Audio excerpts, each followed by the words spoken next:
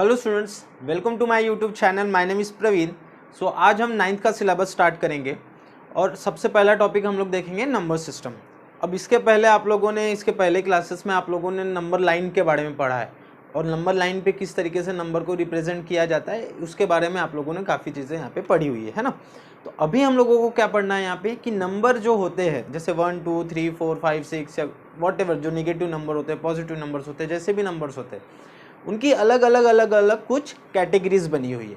अब वो कैटेगरीज क्या बनी हुई है और उन कैटेगरीज को क्या क्या नाम दिया हुआ है, ये सारी चीज़ें अब हम लोगों को यहाँ पे देखनी। तो देखिए किस तरीके से होगा। जैसे नंबर लाइन के बारे में आप लोगों ने पढ़ा है।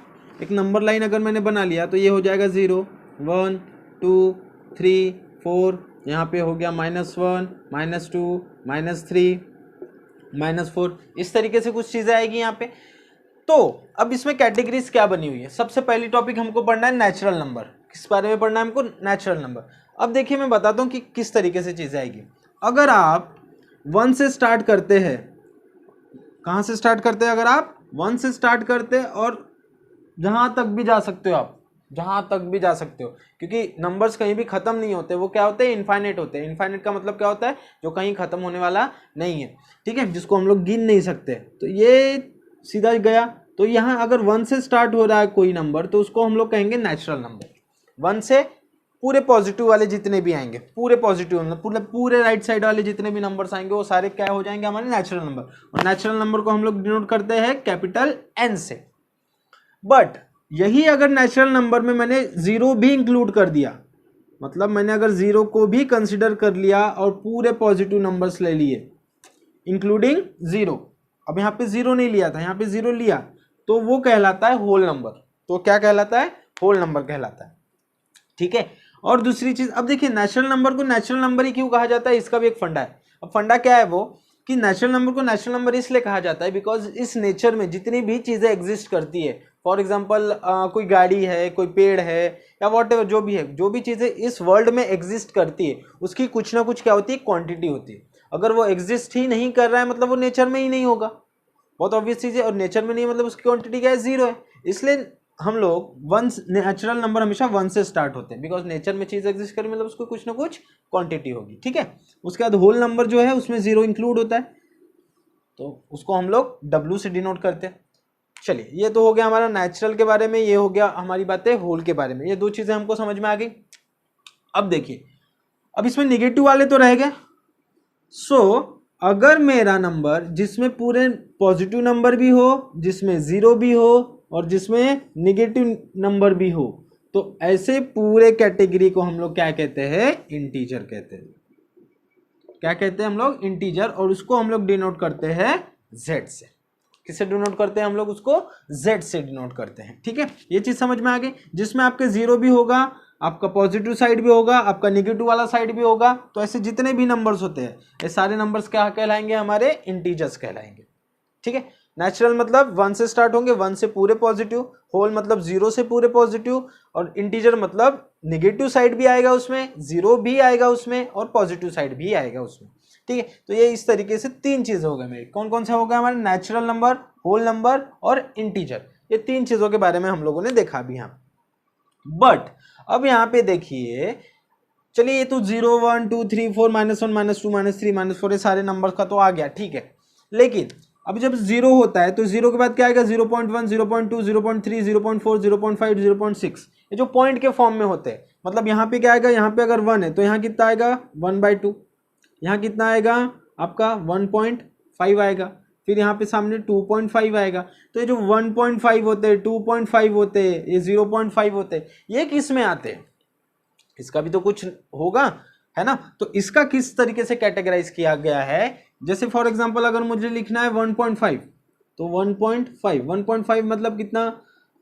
ये आ जाएगा आपका 3/2, करेक्ट है। 1.5 मतलब 3/2, तो ये बराबर आपका 1.5 आएगा। तो ये जो 3/2 होता है, ये जो 1.5 है 3/2, इसको क्या कहेंगे हम लोग? इसको तो मैं होल नंबर भी नहीं बोल सकता हूँ, नेचुरल भी नहीं बोल सकता, इंटीजर भी नहीं बोल सकता। तो ऐसे नंबर्स जो होते हैं जो पॉइंट के फॉर्म में होते हैं या तो जो डिवाइड के फॉर्म में होते हैं, उसको हम लोग बोलते हैं रैशनल नंबर्स।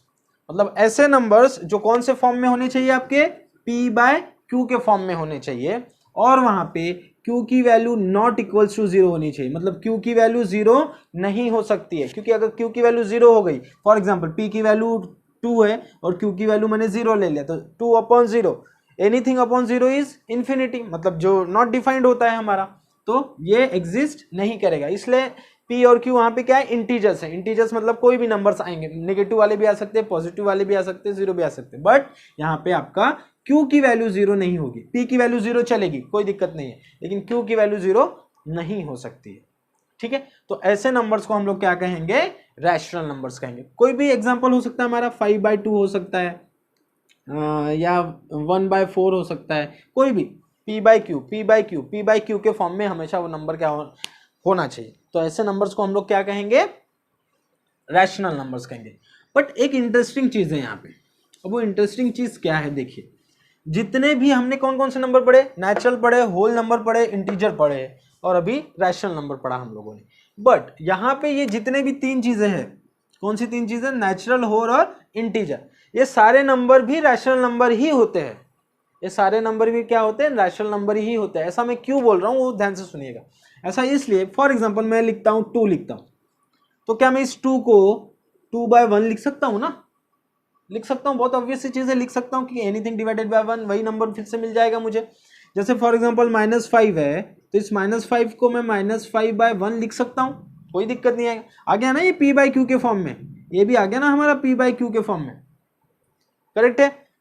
इसी तरीके से 0 को भी आप 0/1 लिख सकते हो, क्योंकि 0 अपॉन एनीथिंग इज 0, तो ये भी हमारा कैसा हो गया, रैशनल नंबर हो गया। मतलब जितने भी आपके नेचुरल नंबर होते हैं, होल नंबर होते हैं और इंटीजर्स होते हैं, वो कैसे होते हैं हमारे, कैसे होते हैं हमारे, वो रैशनल नंबर्स होते हैं। ठीक है, और दूसरी चीज, अब देखिए होल नंबर कहाँ से स्टार्ट होता है, 0 से स्टार्ट होता है, और 0 से 1 2 3 4 पूरे, मतलब आपका 0 से स्टार्ट होगा, फिर 1 फिर 2 फिर 3 फिर पूरा जाएगा। और नेचुरल कहाँ से स्टार्ट होता, 1 से स्टार्ट होता, तो मतलब होल नंबर के अंदर ही कौन आते हैं, नेचुरल नंबर आते हैं। मतलब इसका मतलब क्या होगा कि इसका मतलब ये हुआ कि जितने भी नेचुरल नंबर्स होते हैं वो क्या होते हैं, होल नंबर्स भी होते हैं, करेक्ट है। और जितने होल नंबर्स होते हैं, अब होल नंबर्स जितने भी होते हैं, अब इंटीजर के पूरे आते हैं वो, तो जितने भी होल नंबर होते हैं वो हमारे इंटीजर्स भी होते हैं। तो इस तरीके से कुछ कैटेगरीज हमारी यहाँ पे बनी हुई है नंबर्स के बारे में। अब इसी के बेस पे हम लोग कुछ क्वेश्चंस देखेंगे कि किस तरीके से इसको सॉल्व करना है, क्वेश्चंस को किस तरीके से यहाँ पे देखना है। ठीक है, सो हमारा पहला क्वेश्चन है, जैसे कि हमारा क्वेश्चन है, is 0 is a rational number, can you right in the form of P/Q। उसने पूछा है क्या 0 रैशनल नंबर है, और अगर है तो क्या आप इसको P/Q के फॉर्म में लिख सकते हो, ये हमको यहाँ पे बताना है। तो देखिए जैसे कि अभी मैंने बताया था जस्ट थोड़ी देर पहले कि आपका 0 को मैं 0/1 लिख सकता हूँ, क्योंकि 0 अपॉन एनीथिंग इज 0, तो ये आ गया ना यहाँ पे P/Q के फॉर्म में, और P की वैल्यू कितनी हो गई 0, Q की वैल्यू कितनी हो गई 1 हो गई। तो ऑफकोर्स 0 क्या है, हमारा रैशनल नंबर है, और उसको हम हमेशा P/Q के फॉर्म में लिख सकते हैं, इसलिए हमारा 0 क्या हो गया, रैशनल नंबर हो गया, और P/Q के फॉर्म में भी हम उसको लिख सकते हैं। ठीक है, सो नेक्स्ट क्वेश्चन है हमारा, अब जैसे क्वेश्चन दिया है, अब उसने बोला find 6 rational numbers between 3 and 4। हमको क्या फाइंड आउट करना है, find 6 rational numbers find out करना है बिटवीन 3 and 4। 3 और 4 के बीच में 6 रैशनल नंबर्स हम लोगों को फाइंड आउट करने हैं। बहुत इजी होता है ये मेथड। ठीक है, अब देखिए कितने फाइंड आउट करने हैं हमको, नंबर्स 6 फाइंड आउट करने हैं। सबसे पहली चीज तो ये रैशनल नंबर होंगे, क्योंकि मैं 3 को 3/1 लिख सकता हूं और 4 को भी 4/1 लिख सकता हूं। ठीक है, अब देखिए नंबर्स कितने फाइंड आउट करने वो इंपॉर्टेंट है। जैसे 6 नंबर्स फाइंड आउट करने, तो उससे एक ज्यादा लीजिए, उससे एक ज्यादा का मतलब है 6 नंबर है तो एक ज्यादा मतलब 7, ये 7 आ गया। अब क्या करिए, 7 से दोनों को मल्टीप्लाई करिए, यहाँ भी मल्टीप्लाई डिवाइड, यहाँ भी मल्टीप्लाई डिवाइड कर दिया, तो ये कितना आ जाएगा, 7 × 3 21, और 1 × 7 7 आ गया, 4 × 7 ये आ जाएगा 28, और ये कितना आ जाएगा 7 आ जाएगा। देखिए इसको सॉल्व करेंगे तो वापस आपको 3/1 ही मिलने वाला है। सॉल्व करके देखिए 3/1, इसको भी सॉल्व करके देखिए 4/1 मिल जाएगा। ठीक है, तो हम लोग इसको ऐसा लिख सकते हैं, क्योंकि हमें पता है किसी भी नंबर को हमने मल्टीप्लाई और डिवाइड किया तो वही नंबर वापस मिलेगा, क्योंकि हमने सेम नंबर से मल्टीप्लाई डिवाइड किया था यहाँ। अब लिखना कैसे, 6 निकालने थे तो हमने 7 से मल्टीप्लाई कर दिया। अब लिखना कैसे, 21/7, यहाँ लिखिए 22/7, फिर 23/7, 24/7, 25/7, 26/7, 1 2 3 4 5 और फिर 27/7। ये हो गया 1 2 3 4 5 6। तो ये 6 नंबर्स हम लोगों को यहाँ पे बहुत ही इजीली मिल गए। यही करना होता है। जैसे फॉर एग्जांपल और कोई एक जस्ट एग्जांपल लेता हूँ मैं, जैसे आपको बोला 3/2 और ले लेता हूँ मैं 5/2 के बीच में 4 रैशनल नंबर्स निकालिए। तो 4 निकालने के लिए बोला था 5 से मल्टीप्लाई करिए, इसको भी 5 से, इसको भी 5 से, इसको भी 5 से, इसको भी 5 से। तो कितना आएगा 15/10, ये कितना आ जाएगा 25/10। अब कर लीजिए, 4 नंबर्स निकालने के लिए बोला था तो नेक्स्ट नंबर होगा हमारा यहाँ पे 16/10, फिर 17/10, फिर 18/10, फिर 19/10। आ गए आपके नंबर्स। तो इसी तरीके से आप बहुत ही इजीली यहाँ पे आपको जितने भी रैशनल नंबर्स निकालने के लिए बोला है आप बहुत इजीली यहाँ पे निकाल सकते हो। ठीक है, ये चीज़ समझ में आई है। सो हम लोग अब नेक्स्ट टॉपिक देखते हैं। सो नेक्स्ट टॉपिक है हमारा यहाँ पे, टॉपिक का नाम है इर्रेशनल नंबर्स। अब फिर से एक एक्स्ट्रा कोई तो भी कैटेगरी आ गई हमारा इर्रेशनल नंबर। जैसे कि अभी तक हम लोगों ने कौन कौन से नंबर के बारे में पढ़ लिया, हमने नेचुरल नंबर के बारे में पढ़ा, होल नंबर के बारे में पढ़ा, हम लोगों ने इंटीजर के बारे में पढ़ा और रैशनल के बारे में। रैशनल, और ये कौन सा टॉपिक है हमारा, इर्रेशनल, मतलब कहीं ना कहीं रैशनल का क्या होगा, ये उल्टा होगा। तो देखिए यहाँ पे ये किस टाइप के नंबर्स होते हैं। आपने देखा होगा कुछ नंबर्स √2, √3, √5, इस तरीके के कुछ नंबर्स होते हैं जो अंडर रूट के फॉर्म में होते हैं। ऐसे नंबर्स को हम कौन से नंबर बोलते हैं, इर्रेशनल नंबर्स बोलते हैं। कौन से नंबर बोलते हैं हम उनको, इर्रेशनल नंबर्स बोलते हैं। अभी इर्रेशनल नंबर इनको क्यों बोलते हैं, इसका प्रूफ आप लोगों को 10th में है। अभी इसका प्रूफ आप लोगों को नहीं, अभी फिलहाल आप लोगों को याद रखना जो अंडर रूट के फॉर्म में वो हमारे इर्रेशनल होते हैं। हाँ, बट यहाँ पे एक चीज़ और याद रखिए, √4 इर्रेशनल नहीं होगा। क्यों नहीं होगा, बिकॉज √4 का वैल्यू क्या होता है 2, और 2 कैसा नंबर है हमारा, रैशनल नंबर है। ठीक है, मतलब जो परफेक्ट स्क्वायर होता है अंडर रूट में वो कभी भी हमारा क्या होगा, इर्रेशनल नंबर नहीं होगा। जैसे √4, √9, √16, √25, इस तरीके के जो नंबर्स होते हैं। ठीक है, अब देखिए तो ये समझ गया आपको कि अंडर रूट के फॉर्म में जो नंबर्स होंगे वो कैसे होंगे, इर्रेशनल नंबर होंगे, परफेक्ट स्क्वायर छोड़ के। अब दूसरी चीज देखिए, यहाँ पे आपको क्वेश्चन आता है एक कि ड्रॉ करिए √2 and √3 on number line. Number line पे √2 और √3 को शो करना है। देखिए किस तरीके से होगा, एक नंबर लाइन हम लोग बना लेते हैं। ये हो गया 0, ये हो गया 1, ये हो गया 2, ये हो गया 3, ये हो गया 4, इस तरीके से कुछ चीज़ें आएगी। ठीक है, देखिए अब √4 कितना होता है, 2 होता है, मतलब √3 और √2 का आएंगे 2 के थोड़ा पहले ही आने वाले हैं। ठीक है, तो देखिए अब किस तरीके से इसको ड्रॉ करना पड़ता है। इसको ड्रॉ करने के लिए हमको पाइथागोरस थ्योरम का यूज़ करना पड़ता है, क्योंकि ये जो √2 है ये इर्रेशनल नंबर है, पाइथागोरस ने ही बताया था। सो हम लोग वही चीज़ यहाँ पे देखते हैं। जैसे फॉर एग्जांपल पाइथागोरस थ्योरम क्या बोलता है, अगर एक राइट एंगल ट्रायंगल है आपका, अगर एक राइट एंगल ट्रायंगल है, सपोज ए हो गया, ये बी हो गया और ये सी हो गया, तो यहाँ पे ए सी का जो वैल्यू होगा AC² = AB² प्लस BC²। मतलब आपका इसको हम लोग क्या बोलते हैं, हाइपोटेनियस, ये बेस हो गया, ये हाइट हो गया, तो हाइपोटेनियस का स्क्वायर = बेस का स्क्वायर प्लस हाइट का स्क्वायर। ये पाइथागोरस थ्योरम बोलता है और इसी का यूज करके हमको यहाँ पे प्रूफ करना है। अब देखिए जैसे हमको √2 को शो करना है तो हम क्या करते हैं, ये बेस को 1 ले लेते हैं, हाइट को 1 ले लेते हैं। जैसे 2 था इसलिए 1 1 ले लिया हमने बराबर उसको। तो आप क्या करिए, नंबर लाइन पे 0 से लेके 1 पे एक लाइन ड्रॉ कर लीजिए। ठीक है, 0 से लेके 1 पे एक लाइन ड्रॉ कर लीजिए 1 सेंटीमीटर की बराबर। फिर यहाँ से 1 से भी बराबर 1 सेंटीमीटर का एक लाइन और ड्रॉ कर लीजिए, जैसे कि मैंने बताया बेस और हाइट 1 1 सेंटीमीटर का। ठीक है, तो अगर ये 1 हो गया और ये 1 हो गया तो कितना आएगा, 1 का स्क्वायर प्लस 1 का स्क्वायर मतलब 2। ये AC² का वैल्यू है, देयरफॉर AC का वैल्यू क्या हो जाएगा आपका, स्क्वायर उधर जाएगा तो अंडर रूट होगा और √2, करेक्ट। तो ये जो AC की वैल्यू होगी ये कितनी हो जाएगी आपकी, √2 हो जाएगी। मतलब इन दोनों को सिंपली क्या कर लीजिए, आप कनेक्ट कर लीजिए, मतलब ये वैल्यू होगी आपकी √2। ठीक है, तो ये आ गया आपका A, ये हो गया B, ये C, इस तरीके से आपका आ गया।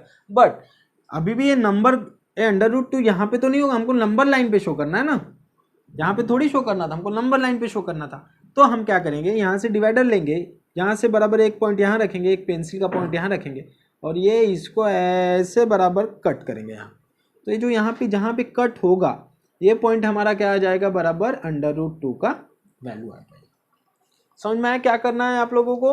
यहाँ पे 1 सेंटीमीटर 1 सेंटीमीटर, फिर ये बराबर √2 आएगा, बराबर यहाँ पे रखिए डिवाइडर, कट करिए और जहाँ कट होगा वही पॉइंट हमको क्या शो करेगा, किसकी वैल्यू, √2 का वैल्यू शो करेगा। ठीक है, अब जैसे √3 है सब, तो √3 के लिए क्या करिए, √2 का ये बनाइए। उसके बाद क्या करिए, जो AC वाली लाइन है इसके परपेंडिकुलर एक लाइन ड्रॉ करिए। किसके परपेंडिकुलर हमको ड्रॉ करना है, AC के परपेंडिकुलर 1 सेंटीमीटर की एक लाइन और ड्रॉ करनी है, क्योंकि √2 तो है और एक आ जाएगा तो √ क्या हो जाएगा, 3। तो 1 सेंटीमीटर का ड्रॉ कर लिया और फिर बराबर इसको कनेक्ट कर दीजिए फिर से। तो ये √2 हुआ है, ये 1 हुआ।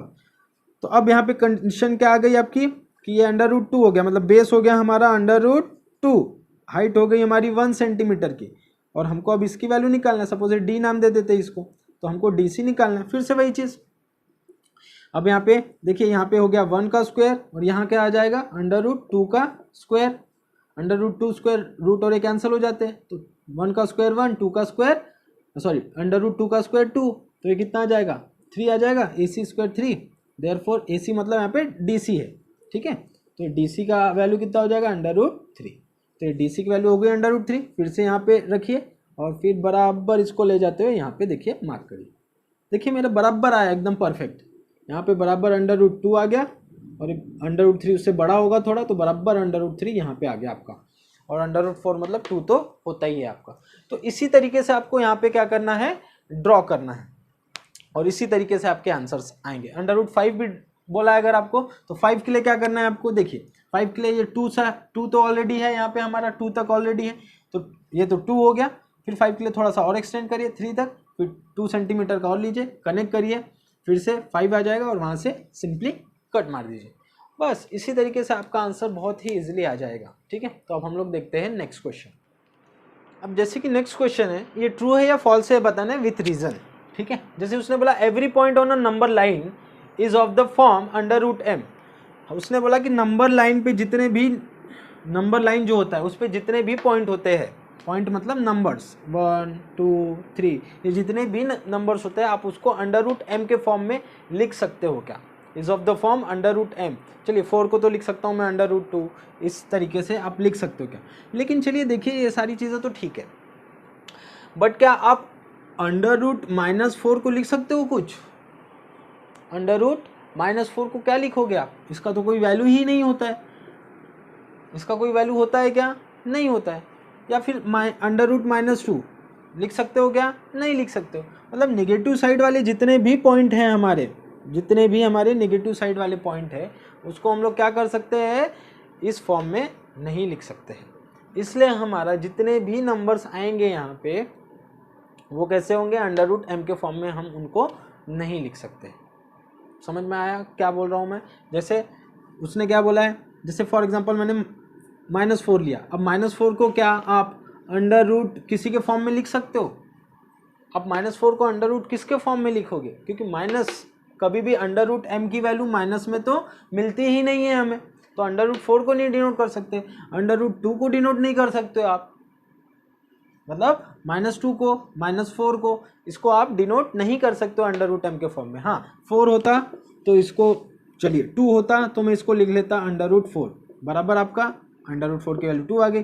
सपोज मैं ले लेता हूँ √9, इसको बराबर 3 में लिख सकता हूँ। तो इस तरीके की जो चीज़ है वो बराबर आ रही है, लेकिन -4 को कुछ नहीं लिख सकते हो, -2 को भी कुछ नहीं लिख सकते हो। इसलिए हमारा जो भी पॉइंट होते हैं हर एक पॉइंट को हम √m के फॉर्म में डिनोट नहीं कर सकते, कुछ लिमिटेड पॉइंट को ही हम लोग √m के फॉर्म में डिनोट कर सकते हैं। ठीक है, तो अब हम लोग देखते हैं यहाँ पे नेक्स्ट टॉपिक। सो अब नेक्स्ट टॉपिक है हमारा the real number and their decimal expansion. अब डेसिमल एक्सपांशन किस तरीके से होता है और क्या क्या चीज़ें हम लोग वहाँ पे नोट करेंगे, देखिए फॉर एग्जांपल मैं कोई नंबर ले लेता हूँ, 10/3 ले लेते हैं एक नंबर, और एक ले लेते हैं 7/8, ऐसे दो नंबर्स हम लोग यहाँ पे ले रहे हैं। ठीक है, कुछ इंटरेस्टिंग चीज़ें यहाँ पे देखने को मिलेगी अभी, देखिए क्या।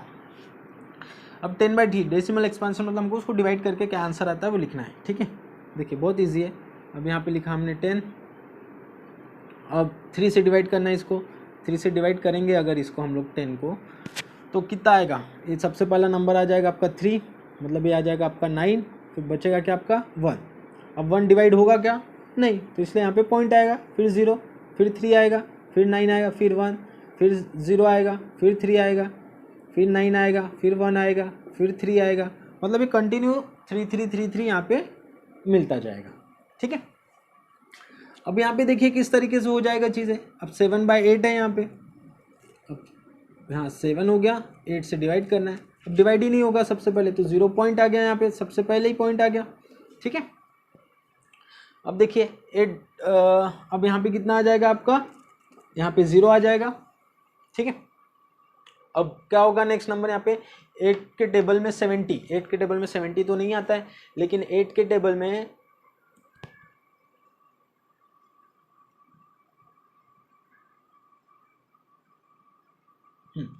8 जा 64 आता है आपका, तो ये बचा आपके पास 6 आ गया। फिर देखिए फिर से डिवाइड नहीं होगा, तो फिर से 0 आ गया आपका। ठीक है, तो नेक्स्ट क्या आएगा, 8 7 जा आता है आपका, 8 7 जा आ जाएगा आपका 56 आता है आपका यहाँ पे, 56 मतलब फिर से कितना बचेगा आपका यहाँ पे, 6 मतलब 4 आ जाएगा फिर से यहाँ पे। अब 4 आ गया, फिर से एक 0, फिर से 0 लेंगे, तो अब 8 4 जा 32, 8 4 जा 32, तो 32 मतलब कितना बचेगा अब आपके पास, 8 बचेगा, करेक्ट, 8 बचा, मतलब 8 1 जा 8, मतलब अब यहाँ पे आपका रिमाइंडर कितना आ गया, 0। यहाँ पे देखिए रिमाइंडर कितना मिल रहा था, यहाँ पे आपको 1 मिल रहा था, और यहाँ पे रिमाइंडर कितना मिल रहा था आपको, 0 मिल रहा था। मतलब यहाँ पे देखिए क्या हुआ, यहाँ पे जो 3 3 3 3 है कंटिन्यू, मतलब अगर इसको और आगे सॉल्व करूँ तो जिंदगी भर सॉल्व करते रह जाऊंगा, तो वो 3 3 3 मिलते रहेगा। लेकिन यहाँ पे क्या हुआ, 0 मिल गया रिमाइंडर, तो इसका आगे सॉल्व ही नहीं होगा हमारा। तो यहाँ पे दो चीज़ें क्या हुई, ये भी हमारा रैशनल नंबर था, ये भी हमारा रैशनल नंबर था, लेकिन दोनों में आंसर थोड़े से अलग मिले। यहाँ पे तो ये पॉइंट के बाद रुक ही नहीं रहा है, यहाँ पे पॉइंट के बाद क्या हुआ, कुछ नंबर्स आए, उसके बाद वो क्या हो गया, रुक गया। तो ऐसे केस में अब जब ये 3 3 3 रिपीट हो रहा है, तो हम इसको क्या लिखते हैं, 3 पॉइंट जो नंबर रिपीट हो रहा है, जैसे 3 रिपीट हो रहा था तो 3 के ऊपर हम लोग एक बार दे देते हैं। इसका मतलब होता है कि 3 वाला नंबर कंटिन्यूअस आ रहा है। या फॉर एग्जांपल अगर कोई नंबर होता है, जैसे फॉर एग्जांपल मैंने लिख लिया 0.152 152 152, ये कंटिन्यू आ रहा है। ठीक है, तो हम क्या लिखते थे यहाँ पे 0.152, जरूरी नहीं एक ही नंबर रिपीट होगा, 3 भी हो सकते, 4 भी हो सकते, 5 भी नंबर हर एक इंटरवल के बाद रिपीट हो सकते हैं। तो इस तरीके से आ गया, और ये तो सिंपल ही है 0.8741 इस तरीके से। तो इसको हम लोग क्या कहते हैं, यहाँ पे देखिए ये नंबर रुक ही नहीं रहा था, और ये नंबर क्या हुआ, रुक गया। अब ये नंबर रुक गया तो इसको हम लोग बोलते हैं टर्मिनेटिंग, इसको हम लोग क्या बोलते हैं, टर्मिनेटिंग, मतलब एक पॉइंट के जाने के बाद वो क्या हो गया, खत्म हो गया। लेकिन ये नंबर क्या था, रुक ही नहीं रहा था, कंटिन्यूस रिपीट हो रहा था, रिपीट हो रहा था, रिपीट हो रहा था। तो ऐसे नंबर्स को हम लोग बोलते हैं non terminating, non terminating recurring बोल देंगे, नॉन टर्मिनेटिंग रिकरिंग। रिकरिंग इसलिए बिकॉज वो नंबर क्या हो रहा है, कंटिन्यूसली रिपीट हो रहा है। ठीक है, रिकरिंग का मतलब होता है रिपीट, और ये नंबर क्या होगा, रुक गया, इसलिए नॉन टर्मिनेटिंग। तो रैशनल नंबर के दो टाइप होते हैं, रैशनल नंबर के कितने, दो टाइप होते हैं, एक तो टर्मिनेटिंग और दूसरा non terminating, non terminating recurring. तो ऐसे दो टाइप के और रैशनल नंबर के अंदर और दो टाइप हमारे यहाँ पे हमको देखने के लिए मिलते हैं। अब ऐसे ही क्वेश्चन आएंगे, जैसे क्वेश्चन दिया हुआ है, आपको बोलेगा कि कौन सा डेसिमल एक्सपेंशन कौन सा है, वो बताइए आप, टर्मिनेटिंग है, नॉन टर्मिनेटिंग है, टर्मिनेटिंग रिकरिंग है, कि कौन से नंबर से, ऐसा आपको यहाँ पे बताना पड़ेगा कि एक्सपेंशन किस टाइप का है यहाँ पे। तो उस टाइप के भी हम अभी कुछ क्वेश्चंस देखते हैं। सो अब कुछ क्वेश्चंस देखते हैं हम लोग यहाँ पे। अब देखिए जैसे यहाँ पे पहला क्वेश्चन है, what kind of decimal expansion 1/11 and 3/13 is. अब 1/11 के लिए सबसे पहले सॉल्व कर लेते हैं हम लोग यहाँ पे। ठीक है, तो 1/11 के लिए सॉल्व कर रहे, तो ये आ गया 11 1। अब 11 सॉरी उल्टा लिख दिया मैंने यहाँ पे आपका, यहाँ 1 यहाँ 11 आ गया, फिर 1 तो नहीं आएगा इसलिए 0 पॉइंट आ गया यहाँ पे, फिर 0 देंगे, फिर से डिवाइड नहीं होगा तो एक और 0 दे देंगे, फिर यहाँ पे एक और 0 आ जाएगा, फिर 11 9 जा 99 आएगा, और बराबर यहाँ पे 1 बचेगा, 0 फिर से नहीं आएगा तो एक और 0, मतलब एक 0 और यहाँ पे आ जाएगा आपका, फिर से 99 आएगा, फिर से 1, मतलब फिर से वही 0, फिर से आपका 9 टाइम्स आ गया, फिर से 09 आएगा, फिर से 09 आएगा, मतलब ये 09 09 09 09 क्या हो रहा है, बार बार रिपीट हो रहा है। मतलब हमारा 1/9 वाला डेसिमल एक्सपेंशन कौन से फॉर्म का है, हमारा नॉन टर्मिनेटिंग फॉर्म का है, नॉन टर्मिनेटिंग रिकरिंग फॉर्म का है, ठीक है, नॉन टर्मिनेटिंग रिकरिंग, क्योंकि इसका आंसर आ रहा है 0.09 के ऊपर बार, क्योंकि 09 09 09 क्या हो रहा है, बार बार यहाँ पे रिपीट हो रहा है, इसलिए। उसी तरीके से हम लोगों को यहाँ पे 3/13 के लिए भी देखना है हमारा कि किस टाइप का हमारा यहाँ पे ये एक्सपेंशन है। तो फिर से देख लेते हैं हम लोग, यहाँ गया 3, ये 13, अब 3 फिर से नहीं जाएगा तो 0 पॉइंट आ गया यहाँ पे बराबर आपका, फिर यहाँ 0 आ जाएगा, से 13 2 जा 26 आ जाएगा आपका बराबर, फिर यहाँ पे आपका कितना आ गया 4, फिर से एक 0 दे देंगे हम लोग यहाँ पे, ठीक है, फिर 13 2 जा, फिर 13 3 जा आ जाएगा आपका बराबर, यहाँ पे 13 3 जा 39 आ जाता है आपका बराबर, मतलब 1 आ गया आपका, फिर यहाँ पे 0, अब नहीं होगा मतलब एक 0 और देना पड़ेगा और ये और एक 0 आ जाएगा आपका, ठीक है, फिर 13 7 जा आ जाएगा आपका यहाँ पे, 13 7 जा आ जाएगा आपका यहाँ पे,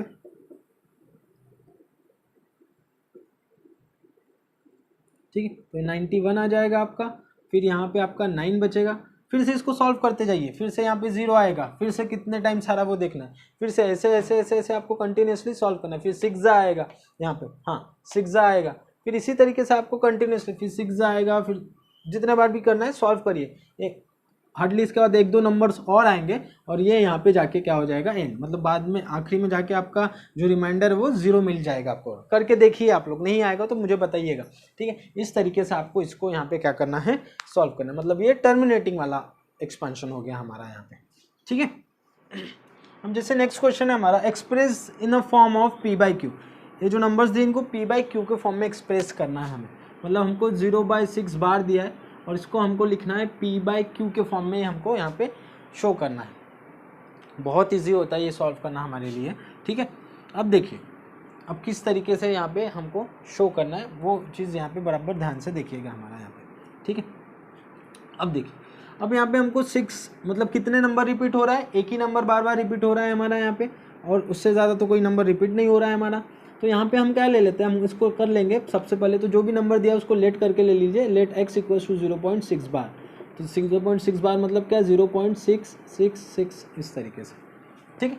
अब देखिए एक ही नंबर रिपीट हो रहा है बार बार, एक से ज़्यादा नंबर रिपीट नहीं हो रहा है, तो आप क्या करिए इसको 10 से मल्टीप्लाई करिए, अगर 2 नंबर रिपीट होता तो 100 से मल्टीप्लाई करते, 3 नंबर तो 1000 से, तो 10 इंटू x इक्वल्स टू, यहाँ पे भी वही चीज़ हो जाएगा 10 इंटू 0.666 डॉट डॉट डॉट, फिर से क्या होगा, एक पॉइंट उधर शिफ्ट होगा बिकॉज 10 से हम लोग मल्टीप्लाई कर रहे हैं, तो यहाँ पे आ जाएगा 6.666 डॉट डॉट डॉट डॉट, ये हो गया हमारा 10x का वैल्यू। अब क्या करना है आपको यहाँ पे, ये जो 6.666 है ना, इसको आपको x के फॉर्म में लिखना है। अब x के फॉर्म में मतलब क्या, मैं इसको इस तरीके से लिखता हूँ, इसको ये जो 6 है ये अलग लिख लेता हूँ, प्लस इसको लिख लेता हूँ 0.666, चलेगा।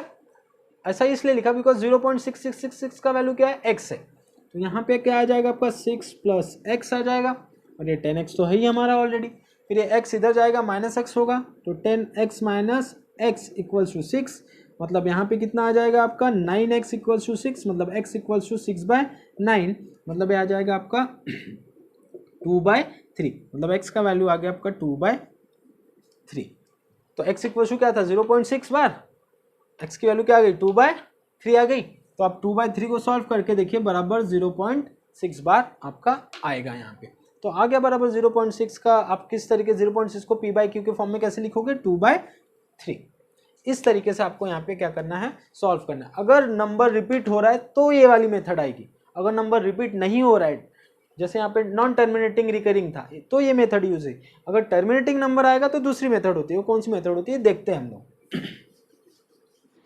जैसे कि नेक्स्ट क्वेश्चन है हमारा ये वाला 3.142678 है ना।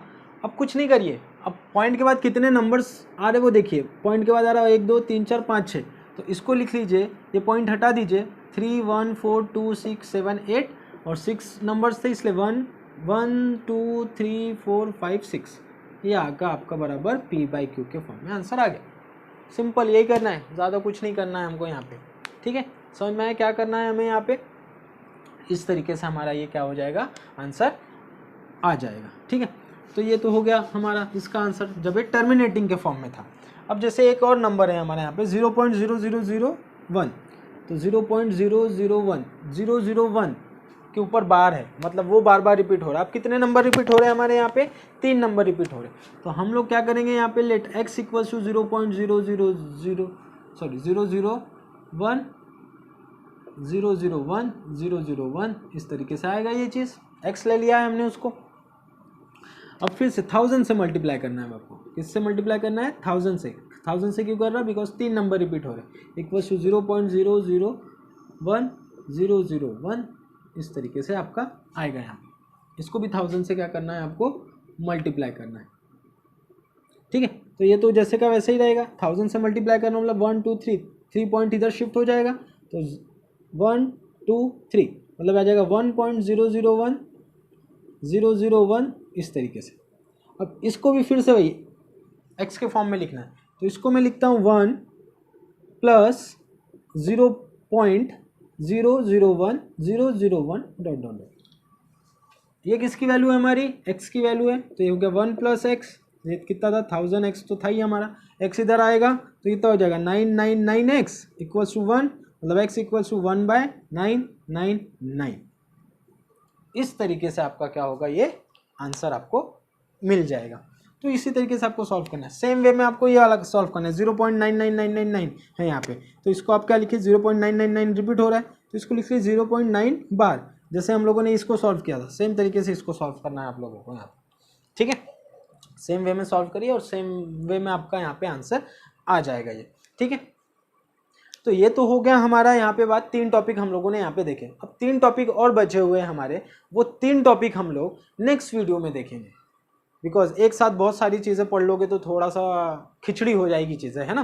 तो अभी के लिए फिलहाल ये 3 टॉपिक हम लोगों ने पढ़ा है। अब बाकी जो 3 टॉपिक है उसके भी हम क्वेश्चंस के साथ नेक्स्ट वाले वीडियो में हम लोग वो देखेंगे। टिल देन, अगर अभी तक आप लोगों ने मेरे चैनल को सब्सक्राइब नहीं किया तो चैनल को सब्सक्राइब करिए, ताकि आपको नेक्स्ट वीडियो जल्दी से मिले, सबसे पहले आपको ही मिले। इसके लिए आप बेल आइकन को भी क्लिक करना ना भूलें। Till then, keep watching, keep sharing and keep smiling.